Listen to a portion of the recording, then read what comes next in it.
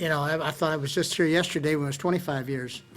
But I guess it's been, 5 years have passed since we last did this. But, you know, it's, time passes so fast anymore, and it seems like it was just yesterday that walked off the 18th green and Jack and I gave each other a hug, and which was, to me, probably my most memorable moment in golf. That was Nicklaus talking about the 30th anniversary of his last Masters win, a seminal moment in Masters history. Yeah, and when it comes to the Masters and helping make history, there are hundreds of volunteers who work out at Augusta National Golf Club every year. Many of them have been doing so for decades. Part of that experience is the stories they take home with them every year. WJBF's Brendan Robertson shares one local man's special connection to one of the greatest Masters wins of all time. It's just been a great life to have spent as much time as I have at the Masters and some of the experience I've had. Aiken native Rhett Sinclair has worked at the Masters since 1983. More than 3 decades of Masters memories, but one that stands out among the rest.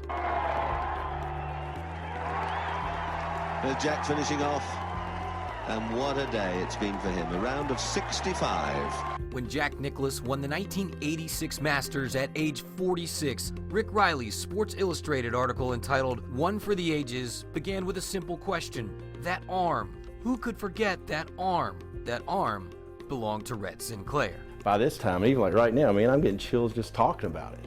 The then 21-year-old Sinclair was working the scoreboard at the 18th green, posting the red numbers as the leaders made their way around the second 9 on Sunday. And we're on the board, and I think the whole buzz of the whole golf course was, yeah, can this guy do this? While Greg Norman and Seve Ballesteros would stumble down the stretch, Jack Nicklaus was making his charge, including an eagle at 15. Right afterwards, we hear the loudest roar I've ever heard. Nicklaus would follow that with a birdie at 16, and then one of the most iconic putts in Masters history for another birdie at 17. When he posted the red 9 through 17 for Nicklaus, Sinclair leaned to the edge of the scoreboard and expressed his emotion using that arm. And I'm just so excited, and I'm just going crazy, you know. I was just so, as if I'd won the tournament or something. Sinclair and Rick Riley both recounted their memory of that moment for a Golf Channel special. And the crowd goes crazy.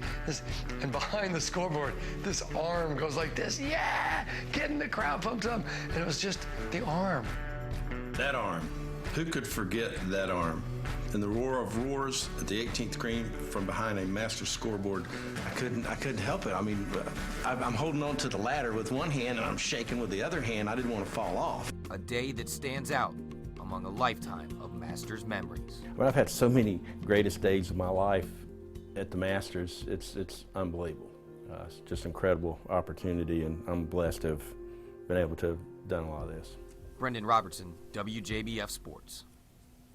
Great job, Brendan. That's an awesome story. Sinclair didn't know he would be a part of Riley's article until he bought a copy 10 days after the tournament began and started reading the story. Yeah, he was introduced to Riley many years later and opened by simply saying, "I'm that arm."